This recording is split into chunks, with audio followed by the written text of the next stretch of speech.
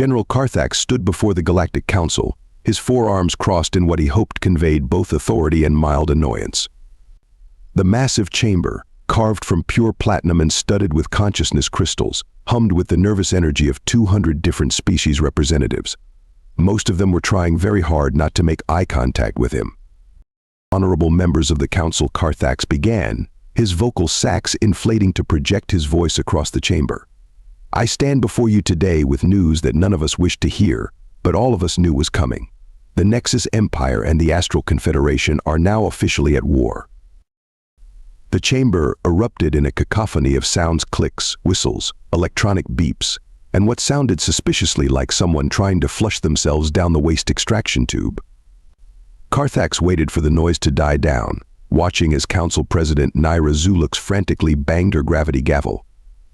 Order. We will have order. President Zulux's crystalline voice cut through the chaos. General Carthax has the floor. Please continue, General. Carthax nodded, his secondary eyes scanning the room while his primary ones remained fixed on the Council President. Thank you, Madam President. As I was saying, after 3 centuries of Cold War, the situation has escalated beyond our ability to contain it. The Nexus Empire's attack on Station K-789 last week was not, as they claimed, a mining accident. It was a deliberate act of aggression.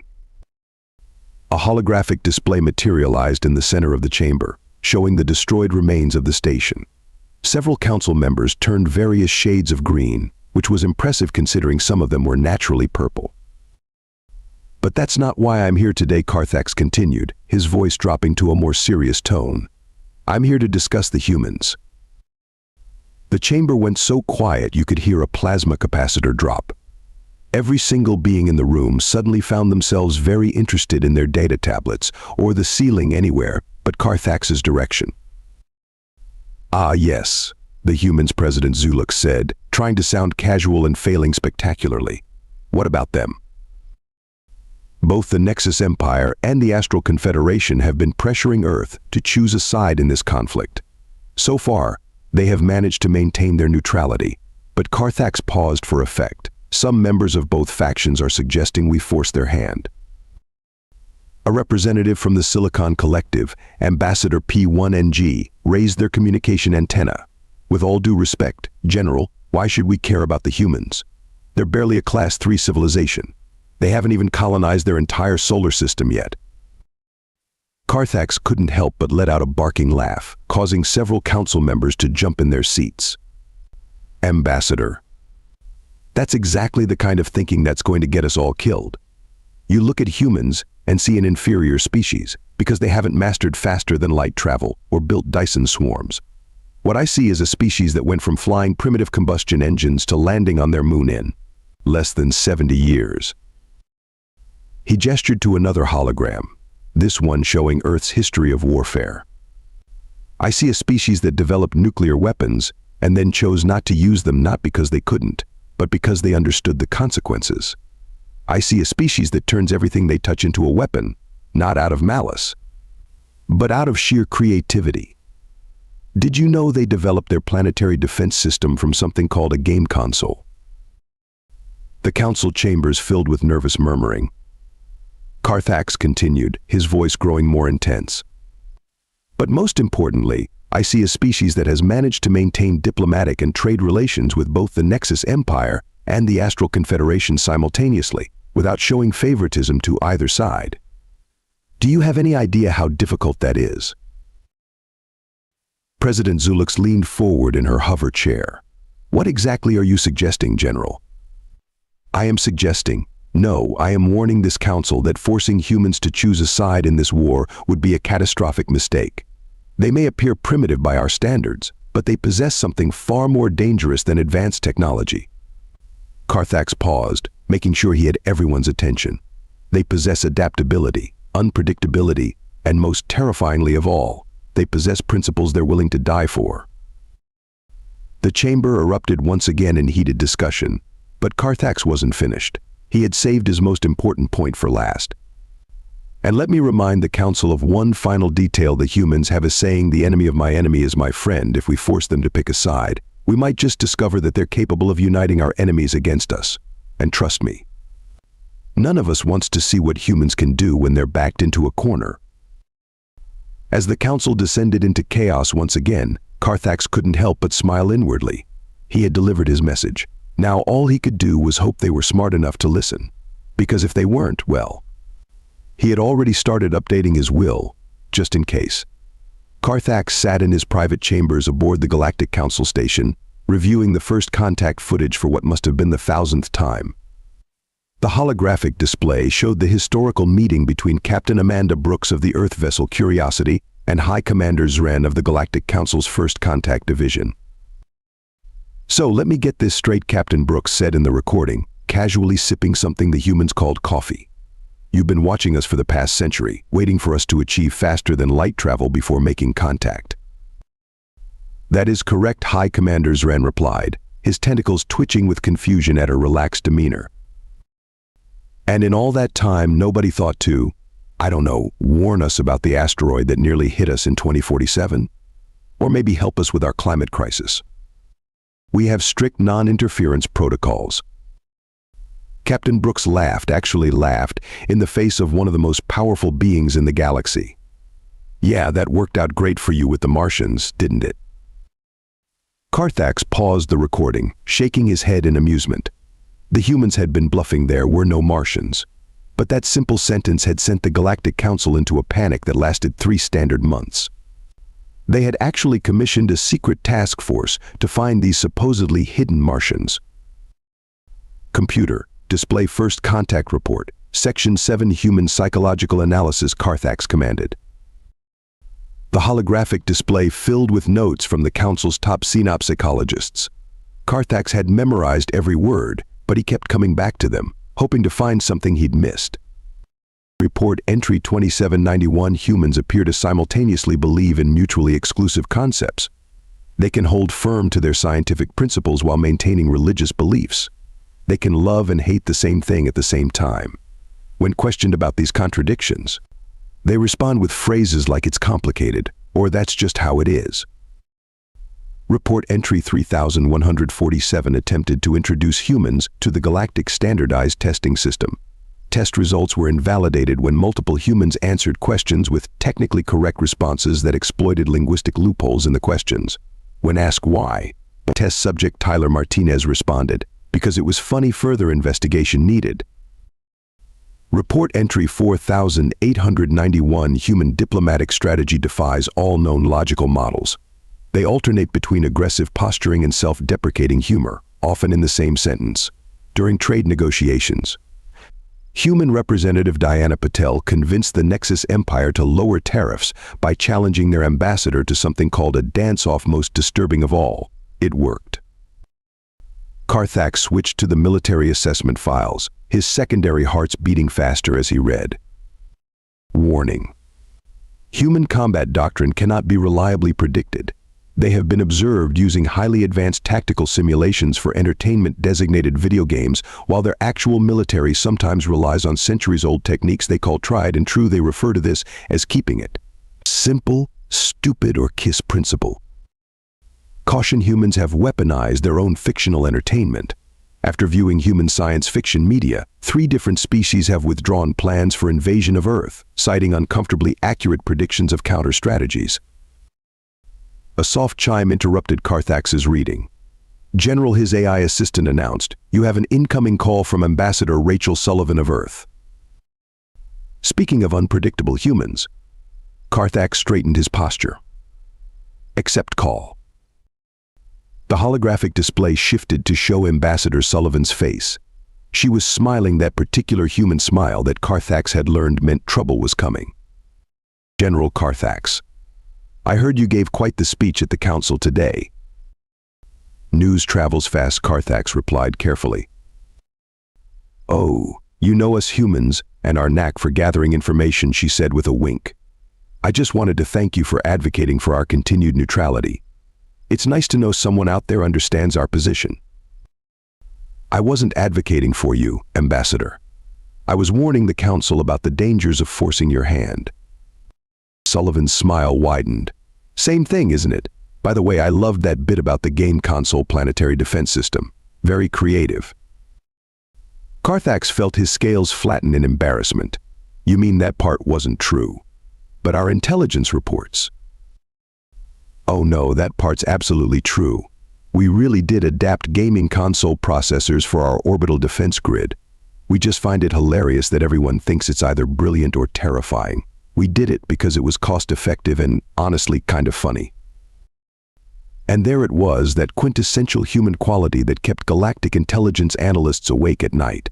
Humans didn't just think outside the box, they questioned why the box existed in the first place, then turned it into something else entirely, all while laughing about it. Ambassador Carthax said slowly, "What exactly are you not telling me?" "Now, General," she replied, her eyes twinkling with mischief, "if I told you everything, how would we maintain our reputation for being unpredictable? Have a lovely day." The call ended, leaving Carthax staring at empty space. After a moment, he began laughing. He couldn't help it. The humans had done it again, somehow managing to simultaneously reassure and unsettle him in a single conversation. "Computer," he said, still chuckling, "update personal log reminder, never play poker with humans. They're either the worst bluffers in the galaxy or the best. The troubling part is, there's no way to tell which." The first shots of the war weren't fired with plasma cannons or antimatter missiles. They were fired with economic sanctions and trade embargoes. Carthax watched from his command center as the galactic stock market displays turned an alarming shade of red. Update on the diplomatic situation, his assistant, Lieutenant Rax, reported.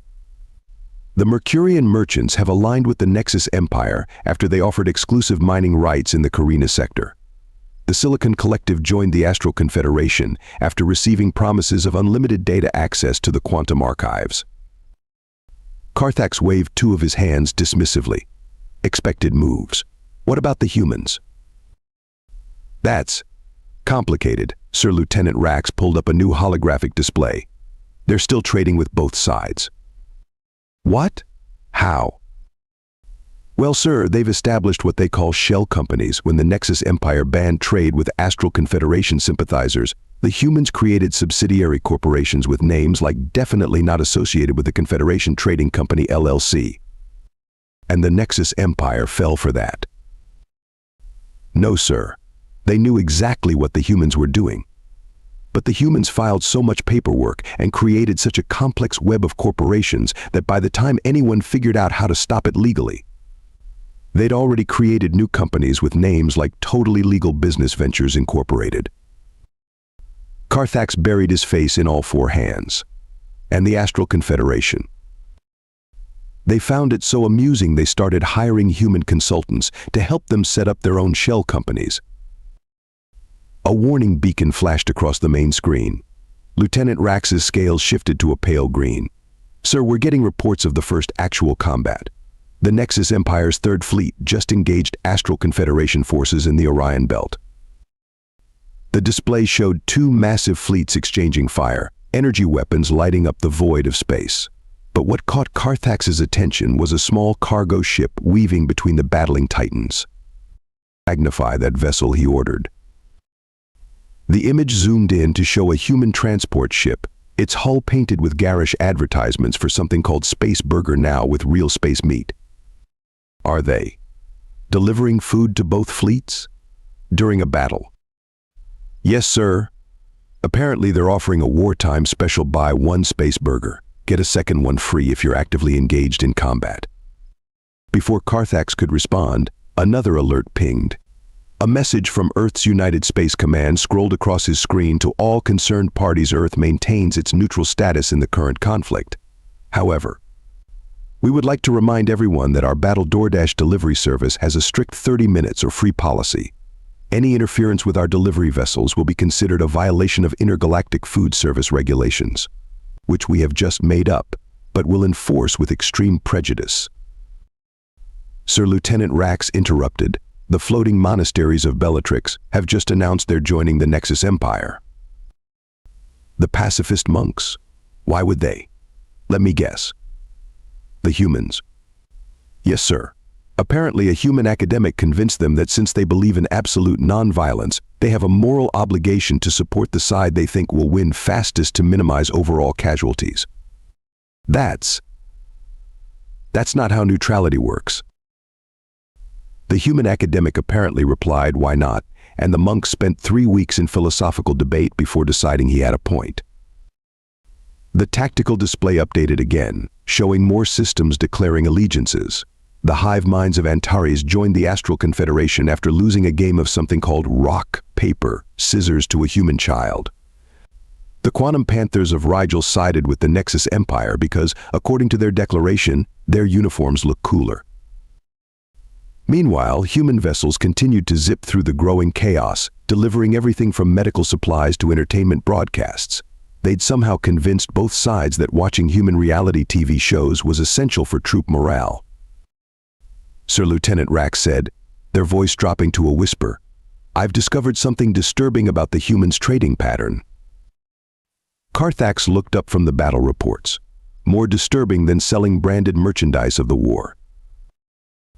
"Yes, sir. They're selling slightly different technologies to each side.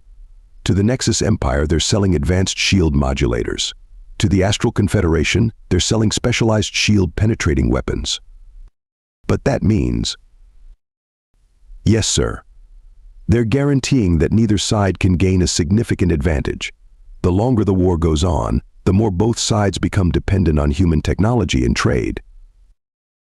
Carthax started laughing. He couldn't help it. "Don't you see? This isn't just business for them. They're forcing a stalemate." "But why, sir?" "Because as long as both sides are focused on fighting each other, nobody's pressuring Earth to choose a side. And every day this goes on, they're making themselves more and more indispensable to both factions." Another alert blinked on his screen.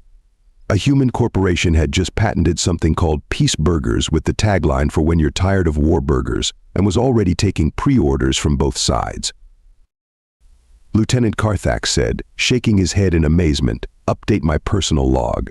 Note humans don't need advanced technology to conquer the galaxy. They'll probably do it with fast food and paperwork, and somehow make us thank them for it."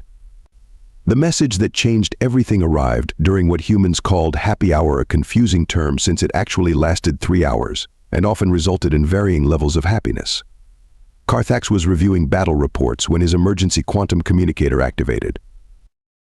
General Lieutenant Rax burst into his office, all 4 arms waving frantically. The Nexus Empire. They tried to force Earth's hand. Carthax felt his scales tighten. What did those idiots do? They attempted to manipulate Earth's global communication network. They thought if they could control the humans' social media, they could influence public opinion. That doesn't sound so bad, sir. They tried to shut down something called Netflix. Carthax jumped from his chair. They did what? The tactical display lit up with alerts. Earth's response was immediate and unprecedented.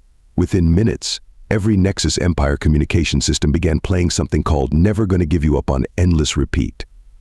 Their battleships' external speakers, their internal comms, even their quantum encrypted channels, all of them blasting the same Earth music. "What kind of weapon is this?" Carthax demanded. "It's not a weapon, sir. It's something humans call a meme. They're claiming it's a technical glitch caused by old Earth code that accidentally spread through the network. And the Nexus Empire believes that." "No, sir. But they can't prove otherwise. Somehow the humans managed to insert this program decades ago, hiding it in the entertainment packages they sold throughout the galaxy. They're calling it Retroactive Entertainment Protocol 1987. The situation deteriorated rapidly. The Nexus Empire, attempting to save face, announced they would demonstrate their military might with a show of force. They positioned their dreadnought fleet near Jupiter, declaring they would conduct routine exercises. Earth's response came in the form of a press release: "We thank the Nexus Empire for volunteering to test our new planetary defense system. The demonstration will begin in 5 minutes." Sir Lieutenant Rax reported, "We're detecting no unusual energy signatures from Earth. No weapon systems, no shield activation." "What are they playing at?" Carthax muttered. The answer came from Jupiter itself. The gas giant's great red spot, that massive storm that had raged for centuries, suddenly winked. "Impossible," Carthax whispered. "They didn't." "Sir, incoming transmission from Earth's United Space Command. marked about that storm. The message was brief. Remember how we said we hadn't colonized our whole solar system yet? We may have understated our extraplanetary development strategy.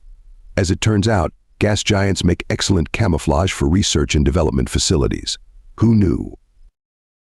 The Nexus Empire fleet retreated so fast they left after images. Their official statement claimed the exercises were successfully concluded, though no one missed how their ships now gave Jupiter a ridiculously wide berth.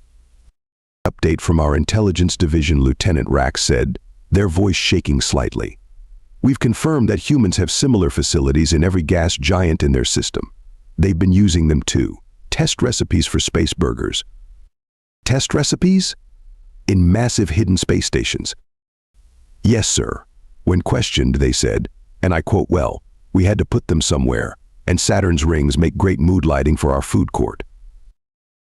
The Astral Confederation, witnessing this display, attempted to capitalize on the Nexus Empire's embarrassment by offering Earth protection from future aggression. They sent their most accomplished diplomat, Ambassador Zan, to present their case. The humans hosted the meeting at a facility on Titan, Saturn's largest moon. The location itself was a power move, a reminder of their hidden capabilities. But it was their response that truly demonstrated why pushing humans was a terrible idea. Ambassador Sullivan delivered Earth's reply while casually sipping something called a milkshake. We appreciate your generous offer, she said, but we already have protection. She gestured to the window, where the rings of Saturn suddenly rippled in a way rings definitely shouldn't. Would you like to see our receipt? The humans, Carthax said, reading the latest intelligence update, have turned their entire solar system into a combination of fortress, research facility, and fast food empire. And they did it so gradually that nobody noticed until they wanted us to notice.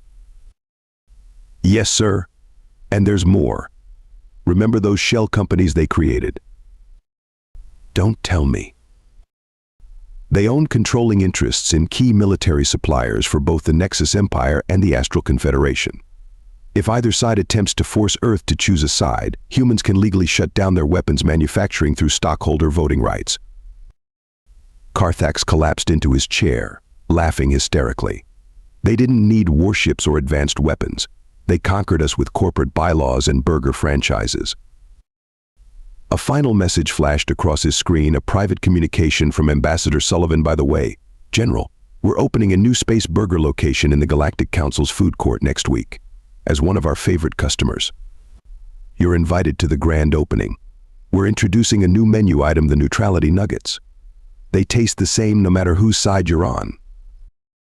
Lieutenant Carthax said, still chuckling, update my calendar. It seems I have a lunch appointment with Destiny, and make a note, never, ever threaten a species that turns gas giants into secret bases just because the lighting was good for their food courts. General Carthax stood in Earth's orbital diplomatic station, gazing through the reinforced windows at the blue planet below.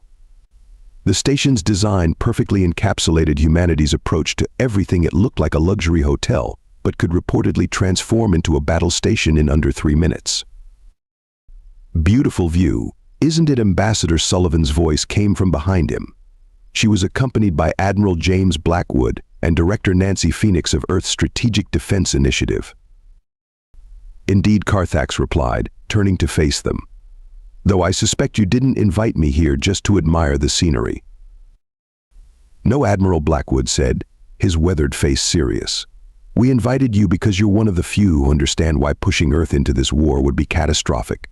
For everyone. Director Phoenix activated a holographic display. Let me show you something, General. Computer, display Project Heritage. The room filled with images from Earth's military history. Carthax watched, fascinated and horrified, as battles from various eras played out before him. This, Phoenix said, pointing to a scene of ancient warriors, is the Battle of Thermopylae. 300 soldiers held off an army of thousands through superior positioning and sheer determination. Fascinating, Carthax murmured. But surely with modern technology. Computer, display World War II Pacific Theater, Admiral Blackwood interrupted. The display shifted to show naval battles. We fought this war across the largest ocean on our planet. When our aircraft carriers were damaged, we repaired them in days when the enemy estimated it would take months. We didn't just outfight them, we out-repaired them, out-produced them, out-innovated them. And now Carthax asked. Ambassador Sullivan smiled. Now we've turned our entire solar system into one giant defensive network. Those space burger restaurants, every single one is a surveillance post. The delivery ships, they can transform into fighter craft in seconds. We even weaponized our marketing departments. The jingles, Carthax said with sudden realization. Those annoyingly catchy tunes your companies use are actually encrypted communication channels, Phoenix confirmed. Nobody pays attention to commercial broadcasts. It's the perfect cover for transmitting sensitive information. But that's not the real reason you should be worried, Admiral Blackwood added. Show him the contingency plans, Nancy. Director Phoenix nodded grimly. Computer, display Operation Pandora. The holographic display showed a complex network of trade routes, supply lines, and military installations throughout both the Nexus Empire and Astral Confederation territories. Over the past decade, Phoenix explained, we've been selling both sides slightly defective technology. Nothing dangerous, just equipment that requires regular maintenance. From human technicians, we've positioned our people throughout both empires' critical infrastructure. If anyone forces us to choose sides, you'll have agents in place to shut down the opposing side's operations, Carthax finished. Wrong, Sullivan said cheerfully. We'll shut down both sides. After all, the best way to avoid choosing sides is to ensure neither side can continue fighting. Carthax felt his scales ripple. You'd cripple both empires. While maintaining plausible deniability, Phoenix confirmed. After all, it would just look like a series of unfortunate mechanical failures. But that's just Plan A. There's a Plan B. Admiral Blackwood grinned. We call it Operation Crazy Ivan. If anyone attacks Earth directly, we'll release the location of every space burger's secret recipe to the public. That's your backup plan. Do you have any idea how many trade agreements, political alliances, and corporate empires are built around the mystery of our secret sauce? Sullivan asked. The resulting chaos would collapse half the galaxy's economy overnight. You're bluffing, Carthax said, but without conviction. Maybe, Phoenix replied. But can anyone afford to take that chance? We've spent years building our reputation for being simultaneously friendly and unpredictable. Nobody knows if we're brilliant strategists or just lucky idiots. The truth is, Admiral Blackwood added, we're both. Humans have a unique talent for stumbling into the perfect solution while looking for something else entirely. We call it strategic serendipity. Ambassador Sullivan approached Carthax, her expression serious for once. We don't want war, General. We've made our finest scientific discoveries while trying to make better coffee machines. We've achieved our greatest diplomatic victories through fast food franchising. We've built our strongest alliances by selling overpriced entertainment subscriptions. But if anyone forces us to fight, Phoenix continued, we won't just use weapons. We'll use economics, culture, bureaucracy, and every ridiculous idea our marketing teams can dream up. We'll wage war with paperwork and trademark disputes. We'll conscript our customer service departments. Have you ever dealt with an angry human customer service representative? General Sullivan asked. Now imagine an army of them, armed with both weapons and complaints forms. Carthax shuddered. He'd once spent 6 hours trying to cancel a Space Burger Rewards program membership. Never again. So you see, Admiral Blackwood concluded, it's in everyone's best interest to let Earth remain neutral. We're much more valuable as the galaxy's most irritatingly useful ally than its most creative enemy. As if to emphasize the point, a Space Burger advertisement began playing on the station's speakers, its jingle suspiciously similar to an ancient Earth battle hymn. I understand, Carthax said finally, and I'll make sure the Council understands too. Though I have one last question, was any of this actually planned, or did you just make it up as you went along? The three humans shared a look, then burst out laughing. General Sullivan said, wiping tears from her eyes, even we don't know anymore. And that's exactly how we like it. The emergency session of the Galactic Council began exactly 1 standard hour after Carthax's return from Earth. The chamber buzzed with tension as representatives from both the Nexus Empire and Astral Confederation glared at each other across the room. Order. Order in the council. President Zulux's voice cut through the chaos. We are here to discuss the formal petition to force Earth's alignment in the current conflict. Carthax watched from his position as the Nexus Empire's representative, Ambassador Thorn, took the floor. The ambassador's crystalline form sparkled with barely contained anger. The situation is clear, Thorn declared. Earth's continued neutrality threatens the stability of our trade networks. Their corporations have infiltrated our economies, their entertainment broadcasts distract our workers, and their food delivery services are causing our military personnel to gain weight. Point of order. The Astral Confederation's representative, Ambassador Lyra, interrupted. Our troops have gained an average of 2 kilos less than the Nexus forces, thanks to our exclusive contract with Spaceburger's new light menu. That's because you violated the Ganymede Convention by ordering the low-calorie options without informing your soldiers. President Zulux banged her gavel. Ambassadors, please. We are not here to discuss military dietary programs. Actually, a voice called from the public gallery. We're having a 2-for-1 special on our new diplomatic dinner deal. Every head turned to see a human in a Space Burger uniform standing there, somehow having bypassed all security protocols. The council's security chief was too busy eating something called a quantum quesadilla to notice. Remove that human at once, Ambassador Thorn demanded. I would, the security chief said between bites, but according to the station's maintenance contract, which was apparently subcontracted to a human company last year, they have full access rights to ensure proper food court operations. Carthax suppressed a laugh as he stood to address the council. Honored representatives, before we vote on this petition, I have new intelligence about Earth's capabilities that you need to consider. He activated his holographic projector, displaying scenes from his recent meeting. Earth's defensive capabilities extend far beyond military strength. They've created an intricate web of economic, cultural, and logistical systems that makes them virtually untouchable. Nonsense, Ambassador Thorn scoffed. They're barely a Class 3 civilization. A Class 3 civilization that somehow owns the patents to both your Empire's shield technology and the Confederation's weapons systems, Carthax countered. Did none of you read the fine print on those technology licensing agreements? The chamber erupted into panicked whispers as representatives frantically searched through their contract databases. Furthermore, Carthax continued, Earth's influence extends into areas we never considered. Their entertainment streaming services are classified as essential mental health services in 90% of our territories. Their coffee shops are listed as critical diplomatic infrastructure. They've even convinced the Quantum Archives to adopt something called a subscription model. But surely we can simply stop using their services, Ambassador Lyra suggested. Can we? Carthax pulled up another display. 3 days ago, humans introduced a new drink called Productivity Plus to their coffee shops. Within 24 hours, workplace efficiency across both empires increased by 40%. We're already addicted to it, and we don't even know what's in it.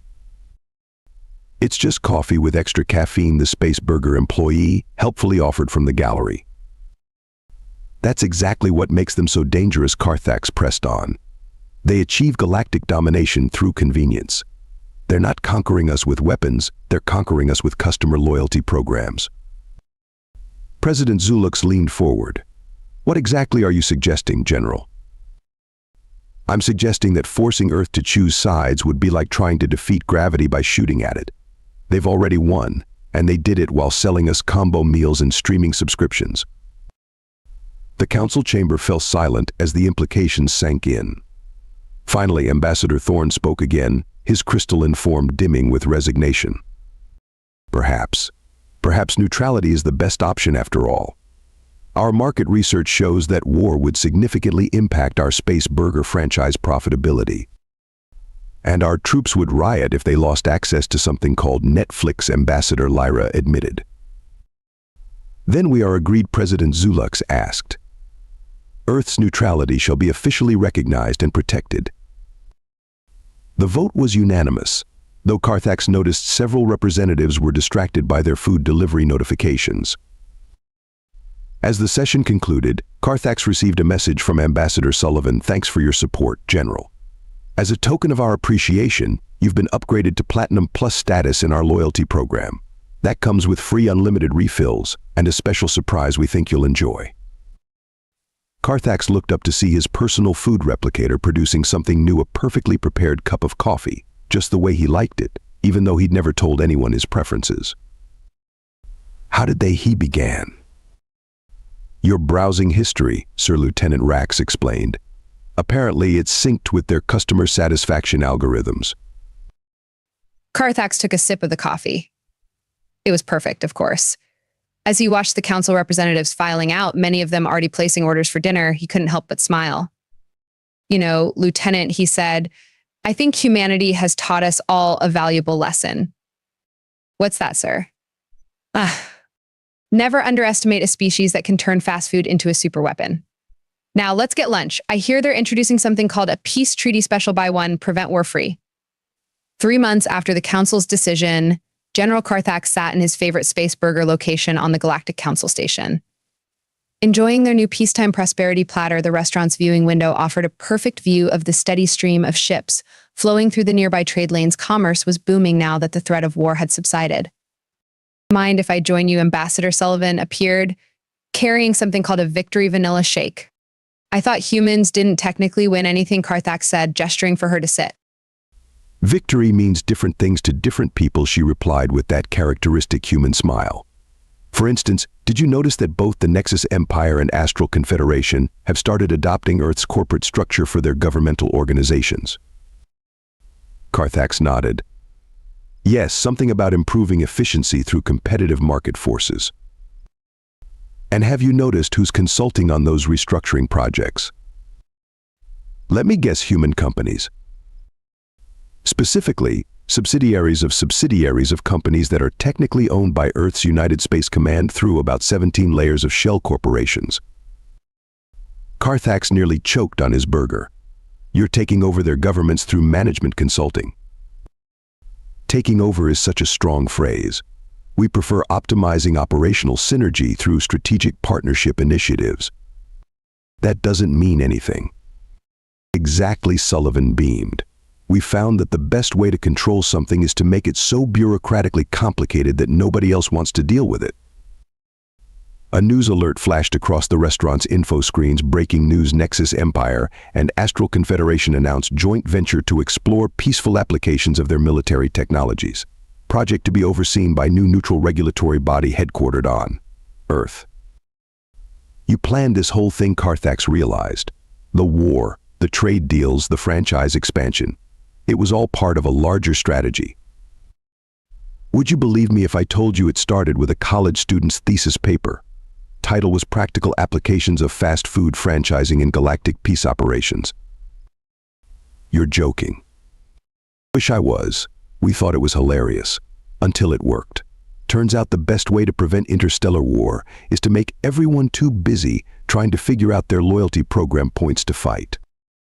Another alert scrolled across the screen. Spaceburger announces new Universal Unity menu featuring fusion dishes from all major galactic cultures. Stock prices surge across all sectors. But surely someone will eventually realize what's happening, Carthax protested. Oh, they already have, Sullivan said, stirring her shake. But here's the beautiful part: we've made peace more profitable than war. Do you know how much paperwork is involved in military operations? Way more than running a restaurant chain. And the profit margins on fusion cuisine are absolutely incredible. Lieutenant Rax approached their table, looking somewhat bewildered. Sir, you need to see this. The human strategy has spread to other species. The Silicon Collective just opened a chain of digital consciousness upload cafes called Cloud Coffee, and the hive minds of Antares are franchising their telepathic meditation spas. They're copying our business model, Sullivan asked, looking delighted. No, ma'am. They're filing for membership in something called the Earth Chamber of Commerce. Carthax's jaw dropped. You're unifying the galaxy through franchise agreements. And customer service protocols, Sullivan added. Nothing brings people together like complaining about hold music. Speaking of which. The station's background music switched to a catchy tune, the new Spaceburger jingle that had become the unofficial anthem of galactic peace. By the way, Sullivan said, sliding a data pad across the table, here's our latest initiative. We call it the Galactic Good Neighbor Program. Carthax read the document, his eyes widening with each section. It was a comprehensive peacekeeping framework disguised as a customer satisfaction survey. This is brilliant, he admitted. You've turned the entire galaxy into one giant strip mall. Food court, Sullivan corrected. Strip malls are so last century. We're thinking of calling it Space Mall, where every species shops in peace. A final news alert appeared. Cultural Exchange Initiative announced Nexus Empire's Crown Prince to star in human reality TV show Keeping Up with the Kardashians Galactic Edition. And that, Sullivan said, raising her shake in a toast, is how you win a war without firing a shot. Though between you and me, the reality TV show might be going too far. Even we have our limits. Carthax looked around the restaurant, seeing members of formerly hostile species sharing meals and complaining about their subscription services together. You know what the scariest part is? It actually worked. You've achieved what thousands of years of diplomacy couldn't. Just wait until we introduce our new loyalty program next month, Sullivan winked. We're calling it Pax Gastronomica Universal Peace through Universal Cuisine.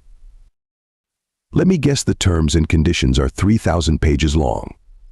5,000, actually. We had to add a section about proper use of spice trade routes. Turns out some things never change, even in space. As they sat there, watching the diverse crowd of beings all united in their pursuit of fast food and entertainment subscriptions, Carthax finally understood humanity's greatest weapon. They hadn't just prevented a war, they'd made peace entertaining. One last question, he said. Was any of this actually planned, or did you just keep adding to it whenever someone had a funny idea? Sullivan finished her shake and stood up. General, the greatest trick humanity ever pulled was making everyone think we couldn't possibly be that clever while simultaneously making them not care if we were. Now, if you'll excuse me, I have to go oversee the opening of our newest franchise location. We're putting a space burger on the moon, for historical irony. As she left, Carthax noticed his burger wrapper had text printed on it, "Congratulations. You've just participated in Galactic Peace Initiative Phase 7. Don't forget to rate your experience on our app." He couldn't help but laugh. Humanity had turned the entire galaxy into a franchise operation, and somehow everyone was happier for it. Perhaps that was their real superpower, not their unpredictability or their military might, but their ability to make peace more entertaining than war. And as he watched another space burger location materialize on the station's promenade, he realized that resistance truly was futile, especially when it came with free refills and a customer loyalty program.